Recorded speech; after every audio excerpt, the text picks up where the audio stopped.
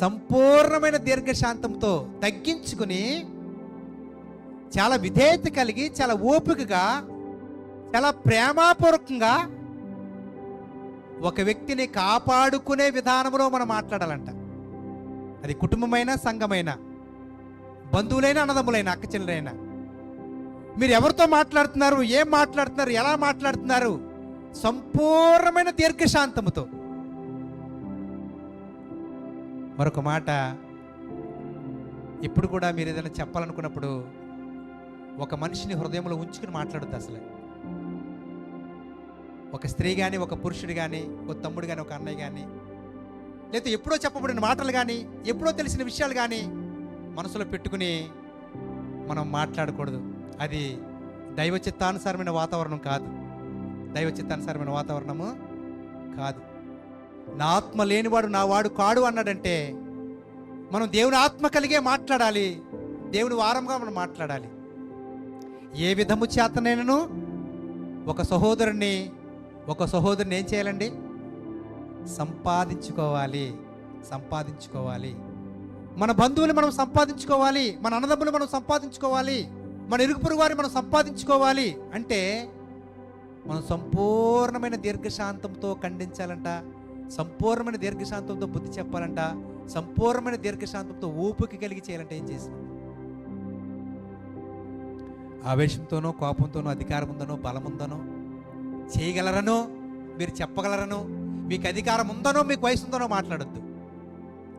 కుటుంబాన్ని పోగొట్టుకుంటాం, సహోదరుల్ని పోగొట్టుకుంటాం, సంఘాన్ని, సహవాసాన్ని కూడా పోగొట్టుకుంటాం. అలా మనం ఉండకూడదండి. ఎలా ఉండాలి?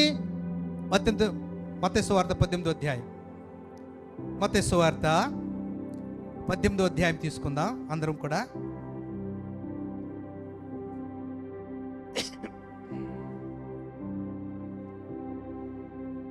మత్తయి సువార్త 18వ అధ్యాయము 15వ వచనమండి. మరియు నీ సహోదరుడు నీ ఎడల తప్పిదము చేసినట్లా నీవు పోయి నీవును అతడును ఒంటరిగా ఉన్నప్పుడు అతనిని గద్దించుము. అతడు నీ మాట వినని ఎడల నీ సహోదరుని సంపాదించుకుంటువి. అతడు వినని ఎడల 2-3 సాక్షుల నోట ప్రతి మాట స్థిరపరచబడినట్లు వెంట పెట్టుకుని అతని యొద్దకు పొమ్ము. చాలు ప్రియులారా, మనలో కుటుంబములో కానివ్వండి, సంఘములో కానివ్వండి, అన్నదమ్ముల మధ్య కానివ్వండి, అక్క చెల్లెల మధ్య కానివ్వండి, ఆత్మ సంబంధమైన విషయాలు కానివ్వండి, కుటుంబపరమైన విషయాలు కానివ్వండి, చాలా జాగ్రత్తగా ఆచితూచి మాట్లాడాలంట. ఒకవేళ అక్కే కానీ, చెల్లె కానీ, తమ్ముడే కానీ, అన్నయ్య కానీ, తండ్రి కానీ, తల్లే కానీ, అత్తయ్య కానీ, తోడుకోడలు కానీ ఎవరన్నా చిన్న పొరపాటు జరిగిందనుకోండి, ఏదైనా చిన్న మాట అన్నారనుకోండి, ఏమైనా విషయాలు తెలవకూడనివి, చెప్పకూడనివి, మాట్లాడకూడనివి అని జరిగిందనుకోండి, మనం చాలా జాగ్రత్తగా దాన్ని డీల్ చేయాలంట. ఇలా అన్నారు కదా, ఇలా మాట్లాడారు కదా, ఇలా చేశారు కదా, ఇలా ప్రవర్తించారు కదా, వీళ్ళు నలుగురు అల్లరిపాటు చేసేద్దాం, 10 మందిలో కడిగేద్దాం అన్న ఆలోచన మనకు ఉండకూడదంట. నీ సహోదరుడు నీళ్ళు తప్పిదం చేస్తే నీవు పోయి, తప్పు చేశారు, ఏం చేయాలంటండి? మనం ఒంటరిగా వెళ్ళాలంట. మనం ఒంటరిగా వెళ్ళి, అక్క, తమ్ముడు, చెల్లి, అన్నయ్య, తండ్రి, నానమ్మ, అమ్మమ్మ, అత్తయ్య, మీరు ఇలా మాట్లాడడం భావం కాదు, మీరు ఇలా చేయడం మంచిది కాదు. అది కూడా పళ్ళు బిగపెట్టేసి, కొళ్ళు ఎర్రచేసేసి మాట్లాడకూడదు. ఎలా మాట్లాడాలి? మీరు మాట్లాడుతూ ఉంటే తప్పు చేసిన వ్యక్తి వినాలన్నట్టుగా మీరు మాట్లాడాలి. వీడెందుకు వచ్చాడురా బాబు, వీళ్ళెందుకు వచ్చాడు అనుకోకూడదు. మీరు ప్రేమపూర్వకంగా దీర్ఘశాంతంతో మీరు మాట్లాడితే వాళ్ళు పరివర్తన రావాలి, వారి ప్రవర్తన మార్చుకోవాలి, వారి మనసు మార్చుకోవాలి. అలా మాట్లాడడం మీరు నేర్చుకోవాలి.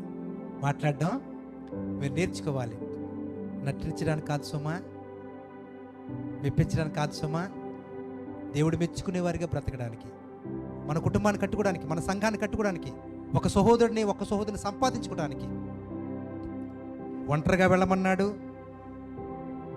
ఏం చేయమన్నాడండి? గద్దించమన్నాడు. ఏ గద్దింపు అది?